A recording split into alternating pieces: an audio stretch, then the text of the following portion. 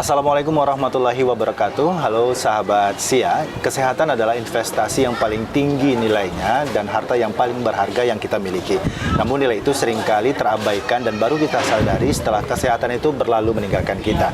Sebuah inisiasi cerdas dari Rumah Sakit Umum Daerah Tengku Raffian SIA bekerja sama dengan SIA Televisi dan Dinas Komunikasi Informatika Kabupaten SIA menghadirkan sebuah program bertajuk SIA Sehat, mengupas tuntas berbagai fakta dan mitos kesehatan di tengah masyarakat dan membahas isu-isu kesehatan bersama pakarnya.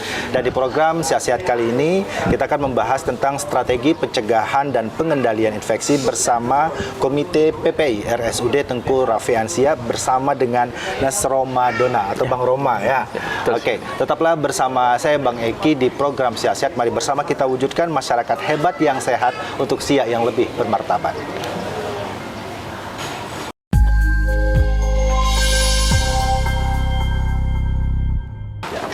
Sahabat SIA, seperti yang tadi disampaikan di awal, topik kita pada program SIA Sehat ini adalah membahas tentang strategi pencegahan dan pengendalian infeksi menuju rumah sakit umum daerah yang aman bersama Bang Roma dari Komite PPI Pencegahan dan Pengendalian Infeksi di Rumah Sakit Umum Daerah Tengku Raffian SIA. Bang Roma, sebenarnya apa sih definisi dari HAIS itu sendiri atau infeksi, dan mengapa pasien pada awalnya tuh masuk untuk sembuh justru terkena infeksi baru di rumah sakit? Oke, makasih Bang. Ya, jadi kalau untuk bicara tentang HAIS atau dulu bahasanya itu adalah infeksi nosokomial, infeksi yang didapat di rumah sakit ataupun di fasilitas pelayanan kesehatan lainnya. Ya, jadi untuk HAIS ini sendiri itu adalah infeksi yang didapat. Artinya apa? Didapat itu tidak semua pasien kita mendapatkan infeksi, ya Bang ya.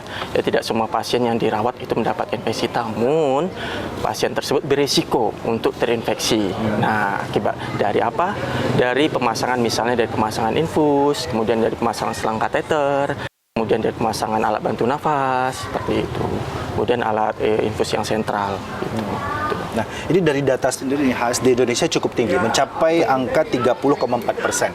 Bagaimana tanggapan dari Komite PPI sendiri mengenai data global WHO ini yang menyebutkan 1 dari 10 pasien ini terinfeksi pada saat perawatan?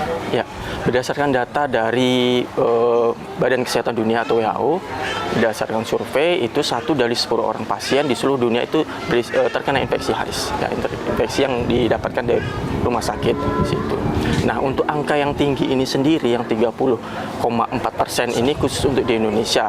Nah, ini studi berdasarkan studi tahun 2023. Nah, untuk studi untuk infeksi ini sendiri Bang, di Indonesia ini masih sedikit tentang prevalensi. Karena apa? Karena mayoritas rumah sakit itu merasakan bahwasanya ini jadi kayak seperti aib dari rumah sakit. Jadi kalau mereka melaporkan itu, ya jadi banyak yang ditutupi. Jadi kayak seperti fenomena gunung es.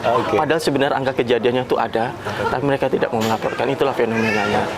Oke, nah sekarang nih ketika kita berbicara tentang infeksi, ini juga tidak terlepas dari keberadaan RSUD kita sendiri. Nah, untuk di RSUD sendiri, HAIS ini seperti apa? Nah, untuk di RSUD sendiri, berdasarkan data dari Komite PPI, itu kemarin kasusnya itu paling banyak adalah infeksi daerah operasi. Infeksi daerah operasi. Nah, namun angka kejadiannya itu masih di bawah ambang standar.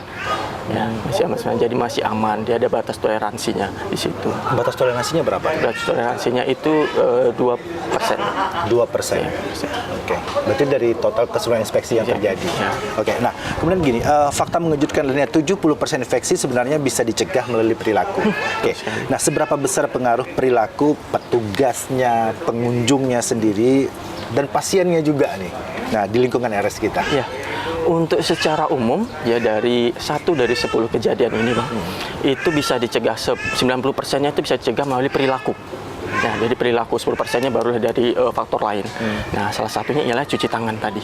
Ya, makanya di sini kita dari Komite PPI, dari staf dari seluruh rumah sakit itu mengedukasi, kita berikan edukasi bagaimana cara mengajarkan keluarga pasien serta tenaga kesehatan untuk cuci tangan.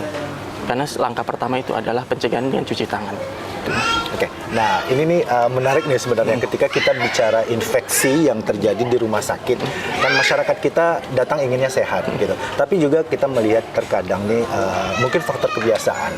Masyarakat kita lebih banyak atau gemar menunjukkan rasa empati dan simpati kepada pasien gitu tanpa memikirkan faktor X-nya begitu. Ini perilaku seperti ini bagaimana nih Komite PPI sendiri menanggapi? Ya, itu dia fenomenanya sekarang kita di rumah sakit RSUD kita ini. Yang pertama itu menjenguk pasien itu beramai-ramai karena memang batasnya itu adalah 2 orang dan ada jam kunjungnya, Bang, ya. Dan tidak boleh anak umur di bawah 12 tahun ikut. Nah, tapi kenyataannya saat kunjungan tetangga, saudara itu ramai sekali di ruangan. Dan kita sudah menghimbau yang masih perawat, bidan, security bahkan sudah mengingatkan bahwasanya batas maksimal yang boleh berkunjung hanya 2 orang. Itu pun di jam kunjungnya. Ya, jam 11 sampai jam 12, kemudian jam 5 sampai jam 17 sampai jam 18 seperti itu.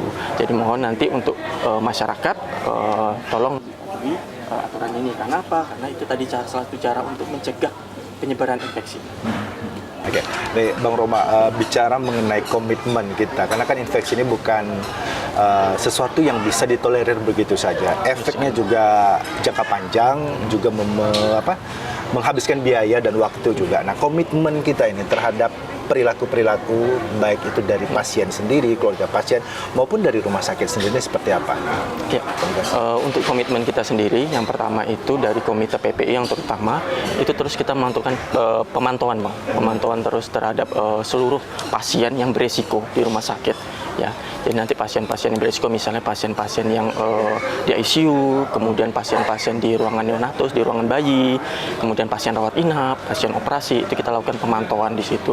Kita lakukan pemantauan di ruang rawatnya rutin untuk menilai, untuk melihat apakah ini berisiko atau enggak di situ. Kemudian juga kita berkolaborasi dengan bidang terkait untuk masalah misalnya kita ada temuan masalah HIS ini, kita lakukan investigasi. Ini kenapa, penyebabnya apa. Kemudian kita lakukan suatu tindakan atau rencana tindakan untuk mencegah kejadian tersebut terulang kembali. Oke, jadi ini perlu pemahaman bersama juga ya, Bang, ya, karena terkait infeksi yang ada ini, selain kita menghadapi penyakit yang memang sudah pasti dihadapi, ada bahaya infeksi juga yang harus kita hadapi bersama. Oke, dalam dunia medis ini, Bang, dikenal konsep segitiga infeksi.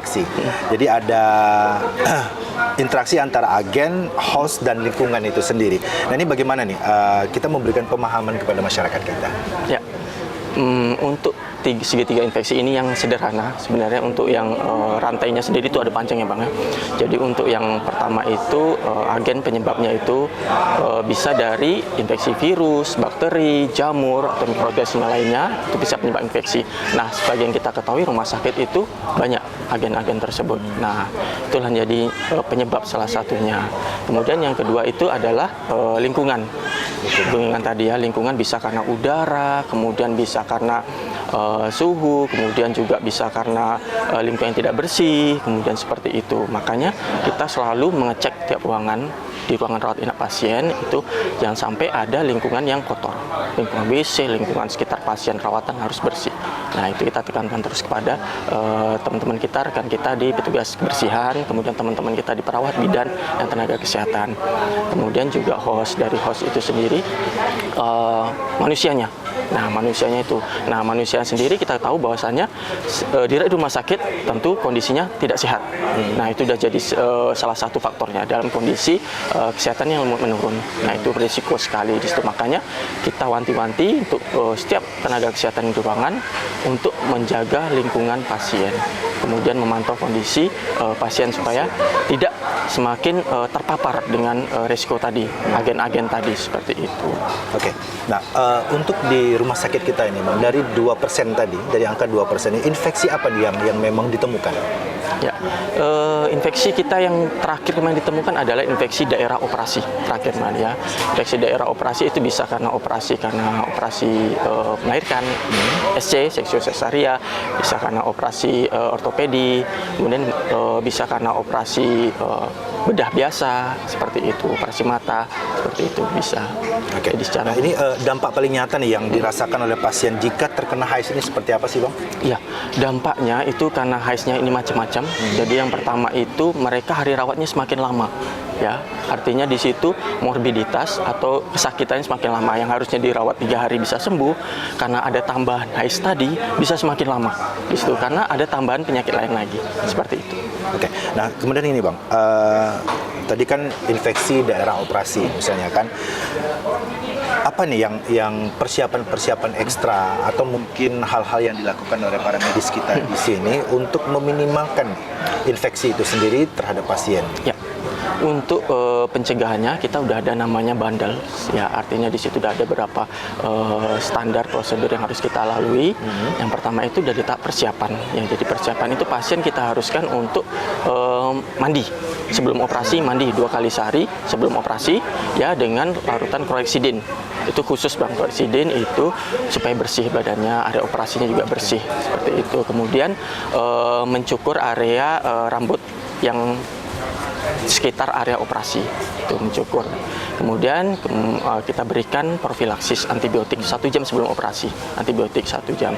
Kemudian pada saat mulai operasi, tentunya kita mempertahankan di ruang operasi itu harus steril, tidak ada toleransi. Tidak ada toleransi sedikit pun, harus steril di ruangan tersebut. Itu.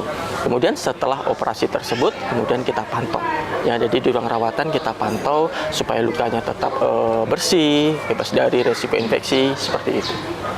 Mungkin kalau dilihat dari perawatan dan penanganan, mungkin pasien-pasien di ICU mungkin yang lebih ekstra ya Bang ya? Ya, betul sekali Bang. Pasien di ICU lebih ekstra karena mereka memang kondisinya kritis, daya imun memang sangat rendah sekali ya imunnya, kondisinya juga sangat rentan, maka berisiko tinggi sekali untuk terkena infeksi tambahan tadi. Jadi memang kita tidak ada bicara toleransi, ya memang harus sesuai dengan prosedur. Betul sekali, wajib tidak ada toleransi sedikit pun kalau untuk bicara tentang infeksi, karena ini terkait dengan keselamatan pasien. Ya, itu sangat vital sekali.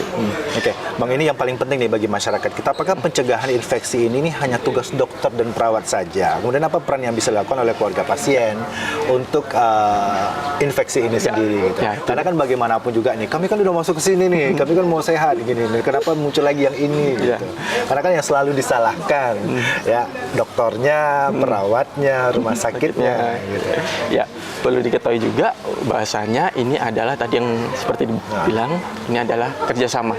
Ya, tidak hanya tenaga kesehatan saja, namun juga keluarga dan juga pasien juga kita mohon kerjasamanya agar infeksi ini tidak terjadi. Ya, ada beberapa cara. Yang pertama itu cuci tangan yang tadi sudah saya bilang, cuci tangan. Jadi pada saat perawat ataupun bidan mengajarkan cuci tangan, kita lakukan cuci tangan. Ya, misalnya sebelum megang pasien, kemudian setelah megang pasien itu kita cuci tangan. Kemudian yang kedua itu jangan bawa anak-anak di bawah 12 tahun menemani atau berkunjung, ya. Karena apa? Karena berisiko sekali. Jadi kasihan anak-anaknya. Yang ketiga, kemudian jika kondisi kita kurang sehat, ya pada saat kita menjenguk, gunakanlah masker di situ. Jadi kita pakai masker untuk menjaga kita supaya kita tidak terpapar tadi. Seperti itu. Ya, kemudian patuhi segala peraturan yang ada di rumah sakit. Nah, ini nih tadi nih yang selalu mungkin terabaikan karena memang pola nih dari masyarakat kita. Sering kita membaca larangan anak di bawah usia 12 tahun dilarang dibawa ke rumah sakit gitu. Tapi kan masyarakat kita nih anak kesayangan, cucu kesayangan, pengen lihat keluarganya gitu. Ini mungkin lebih strict lagi nih Bang pesannya Bang. Gitu. Ya. Untuk masyarakat yang mau membawa anaknya ke rumah sakit, tolong pikirkan bahasanya kesehatan anak itu lebih penting juga. Ya, kita harus memikirkan tersebut. Karena apa dampaknya nanti kalau sudah sakit anaknya, itu kasihan. Ya. Oke, nih terakhir Bang Roma, apa pesan utamanya atau tips sehat nih dari Komite PPI sendiri bagi warga kita yang berkunjung atau menjaga keluarga di RSUD agar tetap aman dan tidak pulang membawa kuman? Nah. Ya, untuk pesan kepada masyarakat, ya, yang pertama itu jangan lupa untuk cuci tangan. Ya, pada saat kita menemani keluarga kita, saudara kita, atau tetangga kita berkunjung menengok keluarga kita, jangan lupa kita cuci tangan ya sebelum menyentuh pasien dan sesudah menyentuh pasien, seperti itu. Dan jangan lupa patuhi jam kunjung di rumah sakit. Serta yang ketiga itu adalah maksimal 2 orang yang berkunjung, Bang ya, nggak boleh lebih. Tuh.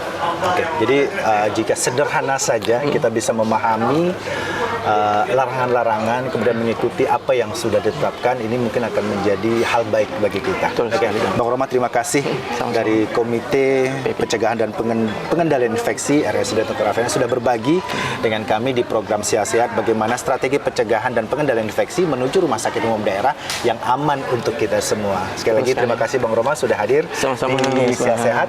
Baik, saya Bang Eki atas nama seluruh kembat kerja yang bertugas mengucapkan terima kasih untuk kebersamaan kita. Billahi taufiq wal hidayah. Wassalamualaikum warahmatullahi wabarakatuh. Waalaikumsalam warahmatullahi wabarakatuh.